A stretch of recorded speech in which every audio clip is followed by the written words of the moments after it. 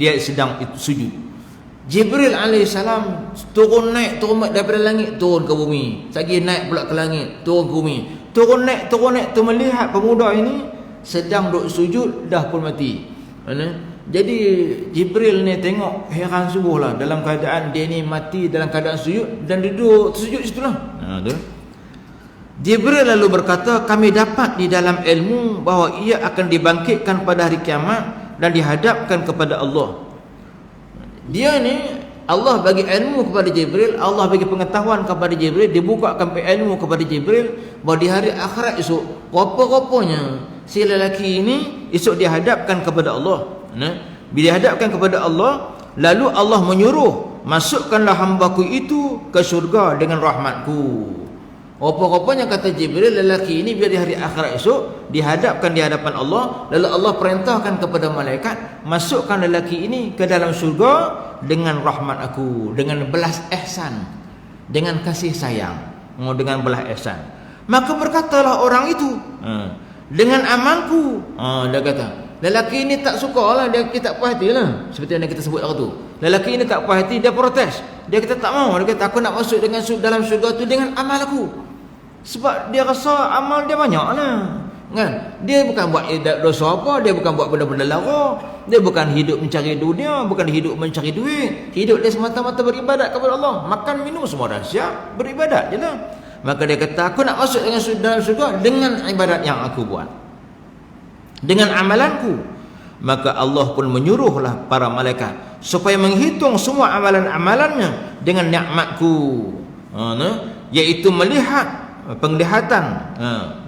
Tiba-tiba nikmat penglihatan itu telah mengelilingi ibadahnya selama 500 tahun. Maka bila begitu, dalam keadaan itu Allah kata baiklah, oleh kerana dia nak minta masuk dalam syurga itu dengan ibadat dia, baik kata Allah, bawa dia balik, hitung ibadat-ibadat dia, kumpul semua ibadat dia, letak di sebelah satu neraca. Sumpah ibadat dia letak sebelah satu neraca, dan sebelah neraca yang lain lagi, yang satu lagi itu letakkan nikmat yang telah kuberikan kepada dia. Nikmat yang banyak, ambil biji mata surah, timbang dengan satu biji mata surah lah, seperti mana kita sebut dah tu lah. Timbang dengan biji mata aja, letak biji mata sebelah tu, maka melambunglah naik ibadat ibadat dia ringan sangat nak dibandingkan dengan biji mata sebiji itu. Maka dia kata tiba-tiba nikmat penglihatan itu telah mengelilingi ibadahnya selama 500 tahun, sedangkan nikmat-nikmat Allah yang lain-lainnya belum. Timbang tengok ibadat yang dia buat itu dengan nikmat biji mata saja, belum dapat menandingi biji mata yang Allah bagi itu. Maknanya ibadat yang dia buat tu ringan sangat. 500 tahun dia buat ibadat tu ringan sangat dibandingkan dengan nikmat biji mata yang dibagi itu. Dan dia kata, maka Allah berfirman, masukkanlah ia ke dalam neraka-Ku. Dan ketika ditarik menuju ke neraka, lalu ia berkata, masukkanlah aku ke dalam syurga dengan rahmatku, dengan rahmatmu. Baik, maknanya ditimbang-timbang tengok biji mata dengan apa tu, dengan ibadat dia buat 500 tahun tu. Tengok ibadat yang dia buat 500 tahun tu dengan biji mata tu terlalu berbeza sangat. Mana biji mata tu lagi berat, naik ni terangkat semua apa tu, dia punya ibadat jahat 500 tahun tu. Ternyata biji mata yang Allah bagi itu, nikmat biji mata tu lebih berat nilainya daripada ibadat yang dia buat 500 tahun. Kata Allah, belum lagi hitung yang lain, belum lagi hitung lidah dia, telinga dia, hidung dia, tangan dan kaki, belum kira lagi tu. Belum lagi hitung lagi nikmat-nikmat darah dia bagi, nyawa yang dia bagi, oksigen yang dia bagi, belum lagi kira tu air yang menitik setiap saat tu, belum lagi kira makanan buah delima sebiji setiap hari tu, belum kira lagi. Tak kira lagi tu, belum lagi kira lagi benda-benda yang lain. Maka sebab itu kata Allah, tak layaklah nak dihitung, nak dikira sebagai dia tu ahli syurga. Masukkanlah dia ke dalam api neraka. Barulah dia minta kepada Allah supaya biarlah dia kata, hitunglah aku ini, masukkanlah aku ini dalam syurgamu dengan rahmatmu pun tak apalah. Maka Allah berfirman kepada malaikat, kembalikanlah ia. Lalu ditanya oleh Tuhan, dia kata, hambaku, siapakah menjadi engkau? Baik, dia kata, Maka Allah berfirman kepada malaikat, lepas dapat selesai satu timbang-timbang tu, lalu Allah berkata kepada malaikat, kembalikanlah ia. Lalu ditanya oleh Tuhan, buat balik, patah balik tu. Lalu ditanya oleh Allah.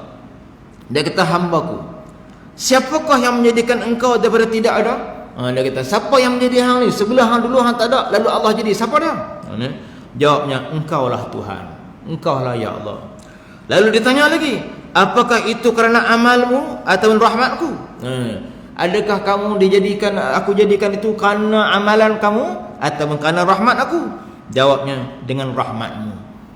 Kita Allah cipta ni pun bukan kerana ibadat kita. Ibadat kita sikit sangat. Kita dicipta ni dengan belah ihsan Allah. Kerana Allah sayang ke kita, maka Allah cipta kita. Lalu ditanya lagi, siapakah yang memberi kekuatan kepadamu untuk beribadat 500 tahun? 500 tahun aku bagi tenaga kat kamu untuk beribadat kepada aku. Dia kata, siapa yang bagi tenaga kat kamu? Jawabnya, engkaulah Tuhanku. Dia kata, engkaulah yang bagi kat aku tenaga untuk beribadat kepada aku, beribadat kepada engkau. Dan siapakah yang menempatkan engkau di atas bukit dan di tengah-tengah lautan? Kata Allah lagi, siapa yang letakkan hang dekat atas bukit tu, lepas tu di tengah-tengah lautan, yang hang tak boleh pergi mana, yang hang beribadat kepada aku je. Dan mengeluarkan air yang segar, tawar, dan tengah-tengah lautan yang asin getir. Keluar ayak yang menitik ayak tawar, sedangkan keliling semua ayak masin, tapi keluar ayak tawar. Dia kata. Dan menumbuhkan buah-buah delima tiap-tiap petang. Buah delima pula setiap petang keluar, boleh masak makan. Pagi-pagi keluar, petang-petang masak. Pagi-pagi keluar, petang-petang masak. Buah delima tiap-tiap hari sebiji. Padahal buah itu hanya berbuah 1 tahun 1 kali. Biasanya buah delima ni bermain musim dia setahun sekali ya. Tapi hang boleh makan tiap-tiap hari tu. Gitu nah. Lalu engkau minta kepadaku untuk mati waktu kamu sujud. Kau minta lagi kat aku, kata Allah, untuk mati ketika kamu sujud. Waktu sujud hang minta nak mati. Siapakah yang berbuat itu semua? Aku perkenankan kepada untuk kamu supaya kamu mati waktu sujud. Siapa yang buat ni semua ni? Jawabnya, engkaulah Tuhanku. Dia kata, engkaulah ya Allah. Maka firman Allah, maka semua itu dengan rahmatku, dan kini saya masukkan engkau ke syurga dengan rahmatku. Malaikat Jibril berkata, segala sesuatu terjadi itu dengan rahmat Allah Ta'ala. Tuan-tuan muslimin mukminin rahimakumullah. Jadi nak disebut, nak tunjukkan kepada kita ibadat-ibadat kita yang hak kita buat tu, kalau nak boleh masukkan kita itu ke dalam syurga, namun siput sangat, sikit sangat, sikit sangat, jauh sangat untuk kita boleh masuk ke dalam syurga Allah. Sebab ibadat kita buat tu sikit nak dibandingkan dengan nikmat-nikmat Allah. Start pada kita tak ada, Allah ciptakan bagi kita ada. Dah kita ada, Allah bagi nikmat kat kita, Allah bagi rezeki kat kita, Allah bagi penghidupan kat kita. Dia bagi kat kita oksigen, dia bagi kat kita darah, lepas tu dia bagi kat kita makanan, lepas tu bagi kat kita cahaya matahari, dia bagi kat kita angin. Lepas tu tak cukup lagi, dia jaga kita, dia kawal kita, dia pelihara kita, dia perintah malaikat jaga kita lagi, perintah malaikat 70,000 iring kita lagi. Subhanallah. Semua itu nak menunjukkan rahmat Allah kat kita, untuk kita. Jadi kalau kita nak bandingkan dengan ibadat yang kita buat sikit tu, tak payahlah kita nak rasa bangga. Tak payahlah kita nak rasa bangga, oh nikmat ni apa ibadat yang aku buat banyak. Yang kita sedekah sikit-sikit tu, kita sedekah RM10, kita sedekah RM50, kita rasa banyak sangat. Oh, kita rasa banyaknya. Kita nak banding itu rezeki yang Allah bagi kita banyak mana? Rezeki yang Allah bagi kita dalam peti air banyak, dalam almari banyak. Peti air, buka peti air tu macam-macam ada, dengan hotdog, dengan ayamnya, dengan dagingnya, semua ada. Peti dekat tepi-tepi tu ayam oren ada, ayam sirap ada, semua ada. Pizza hak semalam ada tak habis pun ada. Telur ada, semua ada lah tu. Banyak macam-macam ada. Tu baru buka peti air, buka tengok lemari baju penuh sendat, baju berlipat, baju bergantung, semua cukup penuh ada. Buka dalam bank, tengok dalam akaun bank, BSN ada duit, Maybank ada duit, semua ada duit. Walaupun tak banyak, sana 200, ini 300, semua duit belakang. Yang kita sedekah masjid RM5 pun kita nak sebut. Kita sedekah masjid RM50 pun kita nak sebut. Ish, tak patut sungguh. Rezeki yang Allah bagi kita tu melimpah ruah, takkan RM50 Allah bagi kita tu, kita nak sebut-sebut kita sedekah. Yang lihat banyak tu tak tengok. Jadi oleh sebab itu, Kita ni kalau kita nak kira tak layak lah kita ni nak masuk dalam syurga dengan apa tu ibadat-ibadat kita buat tu. Hanya kita masuk syurga nanti dengan rahmat Allah, dengan kasih sayang Allah, dengan balas ihsan Allah. Maka kata Hasan Al-Basri, Nabi sallallahu alaihi wasallam bersabda, tiada berkumpul dua perasaan, berharap pada rahmat Allah dan takut daripada siksaan Allah dalam hati seseorang muslim yang akan mati, melainkan pastilah akan diberi oleh Allah harapannya dan dihindarkan daripada ketakutannya. Siapa-siapa yang waktu hidup dekat dunia dia ni mengharapkan rahmat Allah dan takut kepada siksaan Allah, maksudnya dia harap nak masuk dalam syurga dan dia takut masuk neraka. Tu maksudnya. Dia kata tiada berkumpul dua perasaan, berharap pada rahmat Allah dan takut daripada siksaan Allah. Siapa-siapa yang duduk dekat dunia dia harap nak masuk dalam syurga, dia takut masuk dalam api neraka, maka dia kata melainkan pastilah akan diberi oleh Allah harapannya dan dihindarkan daripada ketakutannya. Jadi oleh sebab tu, siapa yang takut masuk neraka, nak masuk dalam syurga, nescaya Allah akan perkenankan, akan diberi oleh Allah harapannya dan dihindarkan daripada ketakutannya. Harapannya apa? Syurga lah. Jadi maknanya siapa yang nak masuk dalam syurga, maka dia akan dimasukkan oleh Allah ke dalam syurga. Seorang sahabat tanya Nabi, ya Rasulullah, siapakah yang dapat masuk dalam syurga ya Rasulullah? Nabi kata apa? Orang yang akan dapat masuk dalam syurga ialah siapa-siapa yang ingin masuk ke dalam syurga. Siapa yang nak masuk dalam syurga, dia dapat masuk syurga. Kita berharap sangat, biarlah aku dapat masuk syurga, biarlah aku dapat masuk syurga. Bila dah kita mengharapkan untuk masuk syurga, dah tentulah kita punya kerja-kerja kita, amalan-amalan kita pun mendorong ke arah syurga. Takkan dia nak masuk syurga, dia buat benda-benda yang tak boleh masuk syurga. Sebab tu dan dia berdoa juga untuk masuk dalam syurga, baru dia boleh masuk dalam syurga kan. Dan siapa-siapa yang takut masuk dalam neraka, dah tentulah dia menjauhkan perkara-perkara yang menyebabkan seorang tu masuk dalam neraka, dan dia minta kepada Allah supaya dijauhkan daripada api neraka. Sebab tu kita ni tuan-tuan muslimin mukminin rahimakumullah, kita ni buat ibadat kena ikut apa yang Allah suka. Sebab kita masuk syurga bukan dengan ibadat, kita masuk syurga dengan rahmat. Sekali lagi saya sebut, oleh kerana kita masuk syurga dengan rahmat Allah, dengan kasih sayang Allah, jadi bukanlah kita ni masuk syurga dengan ibadat kita. Oleh sebab tu bila kita, kalau oleh begitu, kita kena buat ibadat ikut Allah suka. Ikutnya Allah suka, bukan ikut suka kita. Kita ada duit, kita nak sedekah. Kita ada duit, kita nak sedekah. Kita ada RM100, kita nak sedekah. Kat siapa kita nak sedekah? Kat siapa kita nak sedekah? Allah suruh kita sedekah dengan orang yang terdekat dengan kita dulu. Dia suruh kita sedekah kat mak bapak kita dulu. Utamakan ibu bapak. Tengok ibu bapak kita pada loaded dah. Ibu bapak kita dah kaya. Dia punya income dah lagi banyak, lagi besar. Tak apa, kita tengok adik-beradik kita. Ada tak adik-beradik kita yang susah-susah? Semua adik-beradik kita semua jutawan belakang. Semua tanah luas-luas belakang. Kaya belakang. Tak apa, kita tengok adik-beradik yang jauh sikit. Dah tak ada dah, barulah kita sedekah dengan orang yang lebih jauh. Maknanya yang Allah nak ialah kita sedekah dengan orang yang paling hampir. Jadi maknanya kalau siapa yang nak rahmat Allah, kita kena ikut apa yang Allah suka. Gitu. Bukan dia suruh kita buat ikut suka kita. Kalau bukan kita buat ikut suka kita takkan dapat masuk syurga. Sebab kita bukan masuk syurga tu dengan bilangan ibadat kita. Tuan-tuan, sebab tu boleh tak? Aku hari ni nak semayang, aku nak semayang banyak-banyak. Aku hari ni aku nak semayang banyak-banyak. Aku nak semayang sunat duha 20 rakaat. Nak semayang sunat duha 20 rakaat. Yalah, secara logik kita fikir lagi banyak lagi bagus kan? Kita fikir lagi banyak lagi bagus. Semayang sunat duha 20 lagi bagus. Lagi bagus lah kan? Sebab sunat duha 20 rakaat lagi bagus lah. Rupa-rupanya tak bagus. Pasal apa? Sebab bukan itu yang Allah suruh. Yang Allah suruh paling banyak 8 aja.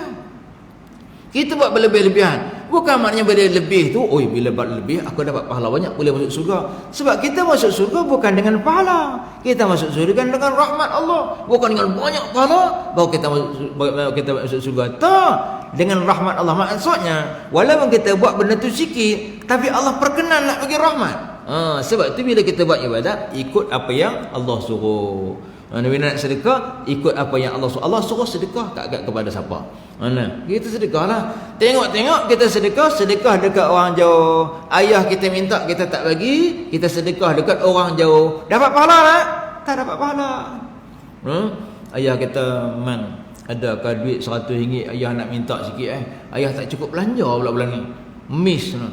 Ayah ni, itulah duit buat pencen banyak. Kata perabi. Pencen banyak perabi. Ni saya nak sedekah kat ni dekat anak yatim. Anak yatim kat Kemboja perlu makan. Kat Kemboja dia. Nak sedekah dekat Kemboja. Mak perlu ni. Ayah perlu duit ni. Mak perlu, ayah perlu duit ni. Lu nak bagi kat Kemboja. Anak-anak kat sana perlu. Ni, dapat pahala tak? Tak dapat pahala. Pasal apa? Yang lebih perlu ialah mak kita. Ni. Mak kita pergi ziarah, tak pergi ziarah. Nak pergi tengok, tak pergi tengok mak kita. Nak pergi tengok mak, tak pergi tengok. Nak pergi tengok pergi tengok orang Kemboja. Nak pergi orang Kemboja, telefon orang Kemboja apa khabar apa. Mak kat sebelah tengok sebelah ni. Tak pergi tengok. Adakah yang ni dia kata yang dikatakan Allah suruh ini? Tak, Allah tak suruh ni. Secara logik akal, lagi bagus lah kan. Lagi sana orang lagi ramai-ramai orang susah. Anak-anak yatim sana kalau kita bantu sana lagi lah bagus kan. Pasal di sana lagi memerlukan. Mak kita tak sama apa memerlukan. Itu logik akal kita. Apa-apanya tak macam tu. Allah nak seperti mana yang Allah kehendaki, iaitu utamakan ibu dan ayah kita. Apabila kita bersedekah dekat orang lain, ibu ayah kita biarkan, tak dapat pahala. Adakah kita masuk surga? Tak dapat masuk surga. Pasal apa? Tak dapat rahmat Allah. Pasal apa? Tak ikut garis panduan Allah. Itu ni. Bukan maknanya kita bagi secara logiknya bagi itu dapat pahala kan? Lagi jauh lagi baguslah. Tak, rupanya dia suruh kita bagi dekat ibu dan ayah kita dulu. Kita hubungi silaturahim sana, silaturahim sini, kita pergi berhubung kata-kata. Mak kita biarkan. Dapat pahala tak? Tak dapat pahala. Masuk surga tak? Tidak. Pasal apa? Tak ikut landasan Allah. Walaupun pahala kita banyak kan? Tapi tak dapat. Pasal apa? Tak ikut landasan Allah. Sebab kita masuk surga dengan rahmat Allah. Nampak? Jadi oleh sebab tu kita ni kena buat ibadat berdasarkan apa yang dikehendaki oleh Allah.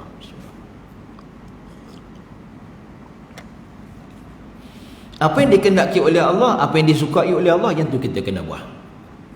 Jadi maknanya kita nak masuk dalam syurga dengan rahmat Allah, bukan dengan banyaknya kuantiti kita beribadat. Baik. Sebab tu kalau kita tengok, bila kita compare tengok, kita nak semayang. Kalau kita fikir tengok, nak ganti semayang, nak qada semayang ke, nak semayang sunat ke? Sebanyak kali saya sebut. Kita nak banyak semayang kita tinggal. Subuh kita tinggal banyak, kita tinggal. Kita nak ganti subuh ke, kita nak semayang sunat ke? Kita fikir, aku nak ganti ni. Subuh aku banyak yang aku tinggal. Tapi kalau asyik aku ganti je, bila nak semayang sunat kan? Bila nak semayang sunat tak boleh semayang sunat, asyik aku ganti je kan? Tapi yang Allah kehendaki ialah hutang itu kita kena bayar dulu. Hutang kata yang mana? Tu hak kita kau nak qada tu. Hak kita ganti tu hutang kita dengan Allah. Yang tu dulu. Jadi bila kita nak dapat rahmat Allah, kita kena buat yang mana Allah suka. Ganti dulu, barulah kita buat benda-benda yang sunat. Bayar hutang dulu, baru kita boleh bersedekah. Jangan pula hutang, kawan duk minta, bila nak bayar hutang aku RM50 ni? Nanti aku nak sedekah ni. Mana boleh bayar hutang dulu. Pasal apa? Sebab itu yang Allah perintah. Jadi maknanya siapa yang nak masuk surga, kita kena ikut garis panduan Allah. Bukannya pasal kita banyak beribadat maka kita masuk surga, tak. Tetapi kita telah ikut apa yang Allah suka, baru kita boleh masuk surga. Baik. Maka Abu Sa'id Al-Maqburi daripada Abu Hurairah berkata, Nabi sallallahu alaihi wasallam bersabda, "La yanjua ahadukum bi amali." Qalu wala anta ya Rasulullah. Qala wala ana. Illa an yataghammadani Allahu bi rahmatihi faqaribu wasaddidu waghdu waruhu wa syai'an minad duljati al-qasda tablughu. Kata Nabi sallallahu alaihi wasallam, tiada seorang di antara kamu yang dapat selamat kerana amalnya sendiri. Dia kata, saya ulang, dia kata, tidak ada seorang pun di antara kamu yang dapat selamat kerana amalannya sendiri. Sahabat bertanya, engkau juga ya Rasulullah? Tidak. Dia kata, engkau juga tidak ya Rasulullah? Jawab Nabi sallallahu alaihi wasallam, saya juga tidak, kecuali Allah meliputi saya dengan rahmatnya. Kerana itu sedang-sedanglah kamu dan tepatkan segala perbuatanmu dan beramal di waktu pagi dan petang dan sedikit di waktu malam. Sederhanalah supaya sampai dengan selamat. Gitu. Dia kata, tidak ada seorang di antara kamu yang dapat selamat kerana amalannya sendiri. Kita ni bukan boleh selamat dengan amalan kita. Kita bukan boleh masuk surga dengan amalan kita, tak? Tu dah. Dia kata tidak ada seorang pun di antara kamu yang dapat selamat kerana amalannya sendiri. Tak ada siapa pun yang dapat selamat daripada api neraka dengan amalan kita. Tak, bukan pasal dengan amalan kita. Sahabat bertanya, engkau juga tidak ya Rasulullah? Engkau pun begitu juga ya Rasulullah? Jawab Nabi sallallahu alaihi wasallam, saya juga tidak, kecuali Allah meliputi saya dengan rahmatnya. Maksudnya, walaupun Nabi sekalipun bukannya buat ibadat baru masuk dalam surga. Buat ibadat masuk dalam surga. Semayang sampai tengah-tengah malam, semayang maka masuk surga. Tak. Bukan pasal itu. Karena itu dia kata, sedang-sedangkanlah kamu. Sebab tu kata Nabi sallallahu alaihi wasallam, aku keluar memberi bantuan kepada orang yang memerlukan. Lebih aku suka daripada beriktikaf selama 1 bulan di dalam masjid. Duduk dalam masjid, kalau kita logik akal, duduk dalam masjid iktikaf sebulan kira banyak pahala.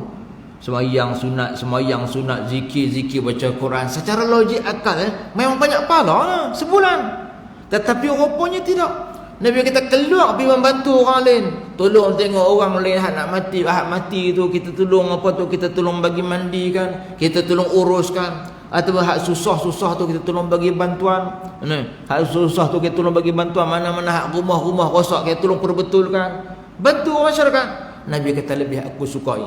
Pasal yang ni lah yang Allah suka. Yang ni yang Allah suka. Yang hak masuk dalam surga ni yang ni. Bukan hak duduk dekat masjid, duduk iktikaf, bukan. Kecuali lah tak ada apa, ada urusan dah, tak ada apa, kita marilah beriktikaf. Tapi kalau ada urusan lagi, utamakan urusan tu. Ada kawan kita nak buat kenduri kahwin. Nak buat kenduri kahwin, nak macam ni apa dah, nak siapkan kemah, nak siapkan kursi meja, kita pergi habis masa. Kita nak fikir, bila aku nak beriktikaf ni? Bila aku nak beriktikaf ni, aku asyik tolong orang 3-4 hari orang nak buat kenduri kahwin, asyik aku turun ni. Bila aku nak pergi beriktikaf ni? Nabi kata pergi tolong orang tu lagi besar pahala. Pasal apa? Nilai yang ni yang hak boleh masuk dalam syurga ni yang ni. Bukan hak kita duduk, kita kira, kita hitung. Aku sebut hari ni, aku duduk, aku baca Quran dah. Aku habis 2 buah Quran lah hari ni kau baca. Duduk kat masjid, habiskan 2 buah Quran.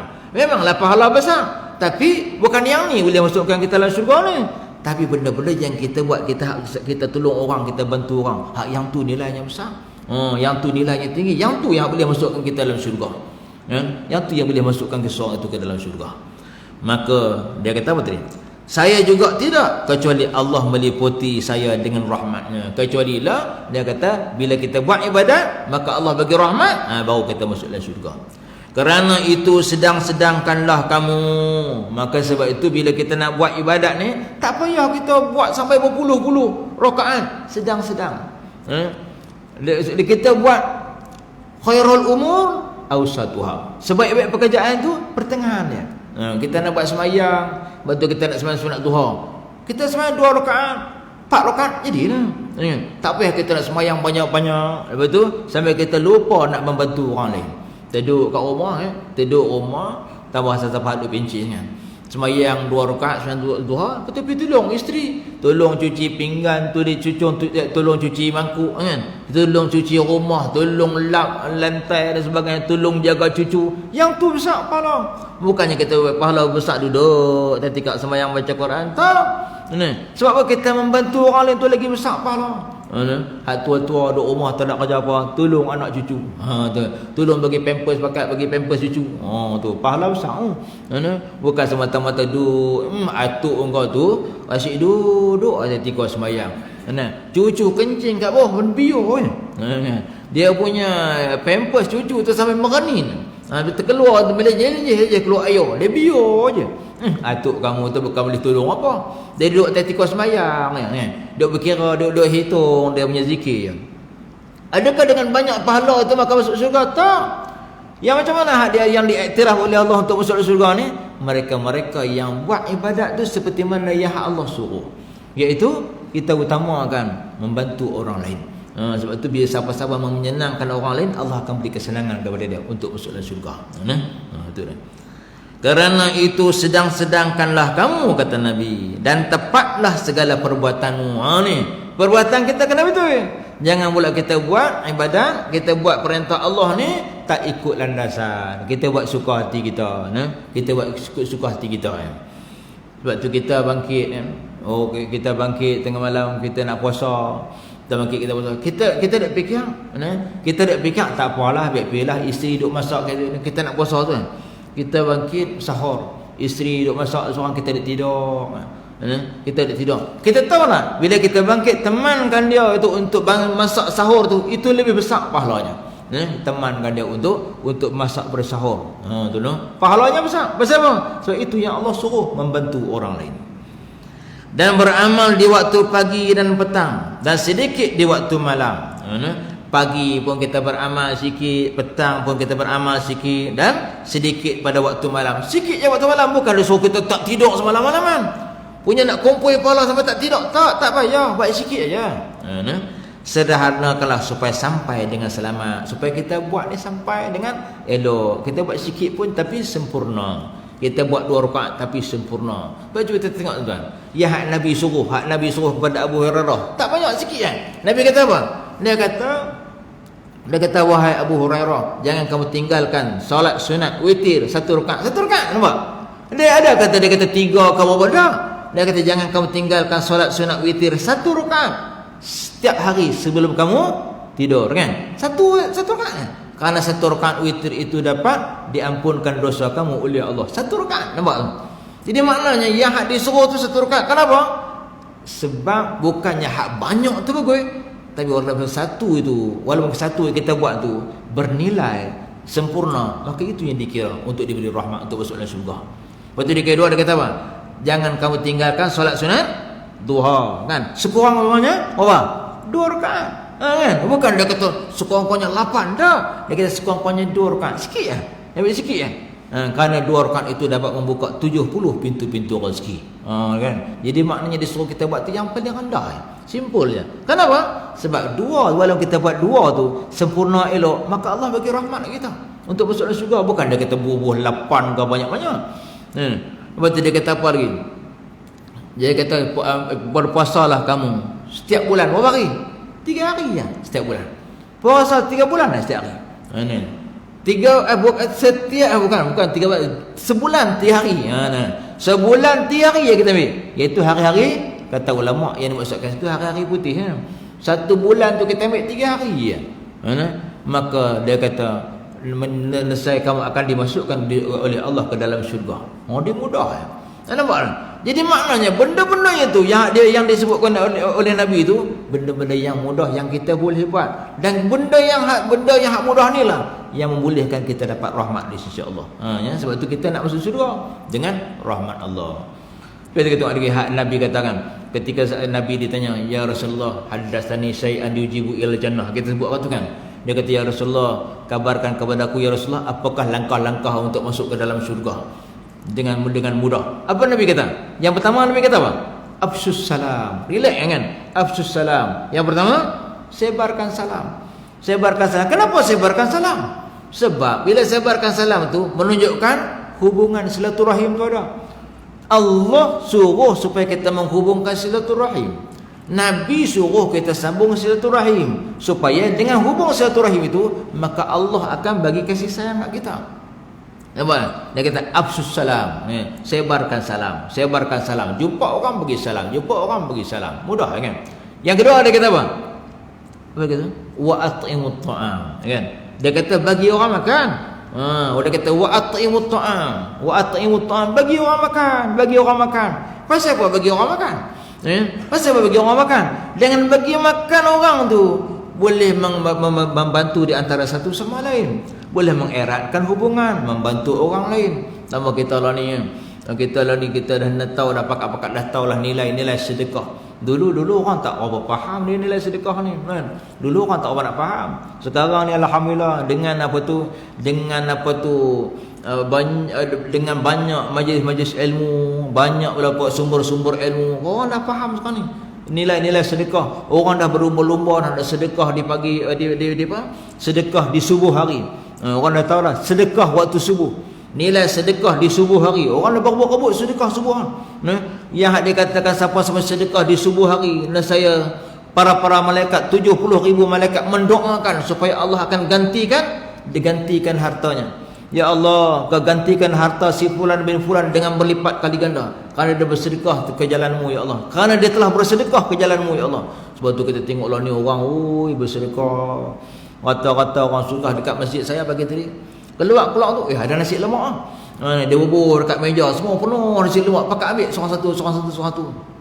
Ustaz ambil dua, dia ambil saya dua, ambil lah dia bagi. Ya, ambil seorang tu, Allahu Akbar lah ni. Rata-rata lah. Kalau itu tak kira lagi yang masuk duit RM1, RM5, itu dah biasa lah. Subuh-subuh tak ambil masjid di sini serba kan. Masuk ada hamba Allah masuk RM5, ada yang masuk RM10, ada RM1. Sama ada sebelum sembahyang pun ada, nak balik selepas sembahyang pun ada. Orang dah tahu dah nilai-nilai sedekah subuh ni. Dia punya kelebihan sedekah subuh ni. Maka malaikat mendoakan supaya Allah lipat gandakan dia punya harta, digantikan dengan berlipat kali ganda. Sebab tu orang berebut-rebut sedekah. Tambah pula pagi Jumaat pula confirm. Dia tengok ramai orang bakat-bakat sedekah sebab orang tahu nilai.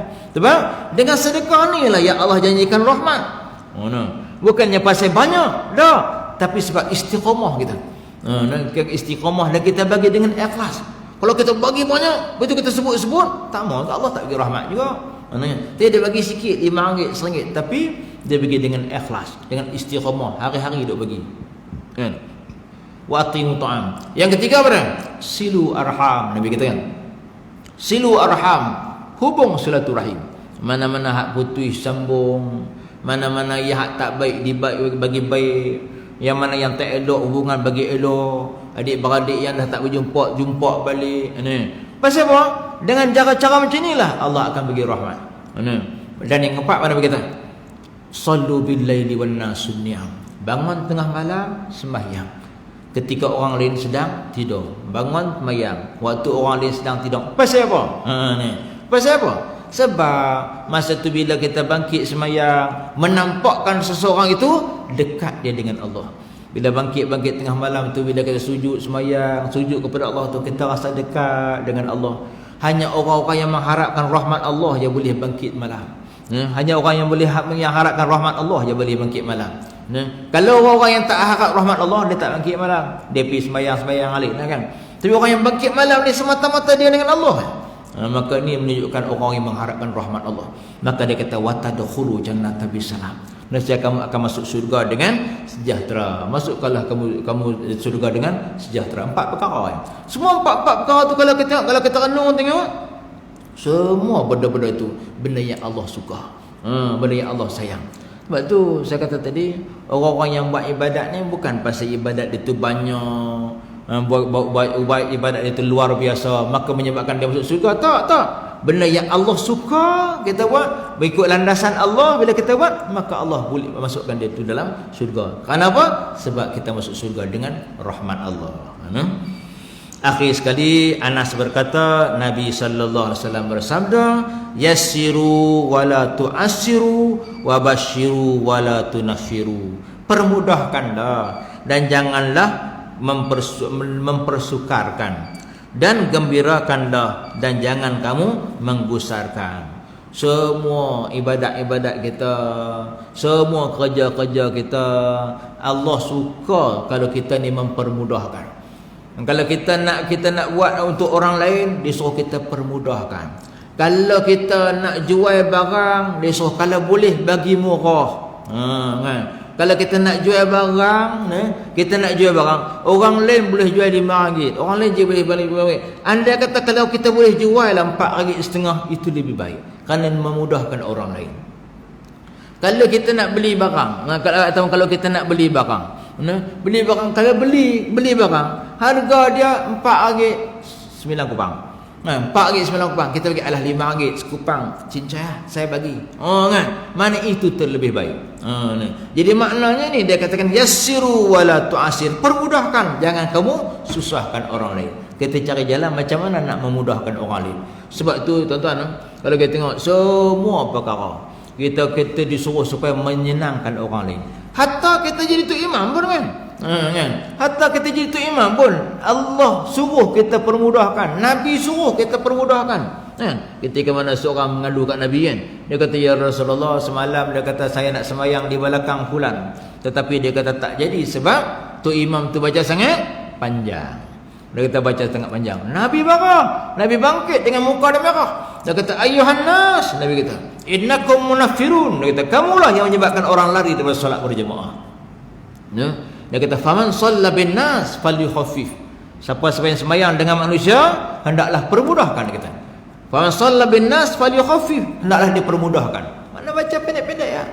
Fa in kana fihimul marid wadh-dha'if wa dzal hajat. Karena ada di antara orang yang di belakang kamu itu yang sakit, kan? Yang lemah, tak larat dah bangkit, gaut dan sebagainya, kencing manis. Wazal hajat, dah cepat-cepat hal cepat nak balik, kan? Hak cepat nak balik hantar anak sekolah dan sebagainya. Maka sebab tu dia kata falu khafi, permudahkan. Nampak tak? Jadi mak dalam Islam ni dia bagi hak mudah-mudah. Dah Islam ni bukan dia susah-susah, mudah, simple-simple. Jadi sebab tu kita ni nak masuk dalam syurga, oleh sebab tu kita hendaklah mempermudahkan orang lain, maka barulah Allah akan bagi rahmat dekat kita. Jadi mudah-mudahan kita dapat mendapat rahmat daripada Allah Subhanahu Wa Taala dengan ibadat yang kita buat tu, dengan syarat ibadat kita berdasarkan apa yang diperintahkan oleh Allah Subhanahu Wa Taala. Katakan termati. Mudah-mudahan kita akan sambung dalam pertemuan akan datang. Bismillahirrahmanirrahim. Rabbana atina fid dunya hasanah fil akhirati hasanah wa qina adzabannar. Wa sallallahu ala sayyidina Muhammadin wa ala alihi wa sahbihi ajma'in. Walhamdulillahil alamin. Aqulu qouli hadza wa astaghfirullahal azim li wa lakum. Wassalamu alaikum warahmatullahi wabarakatuh.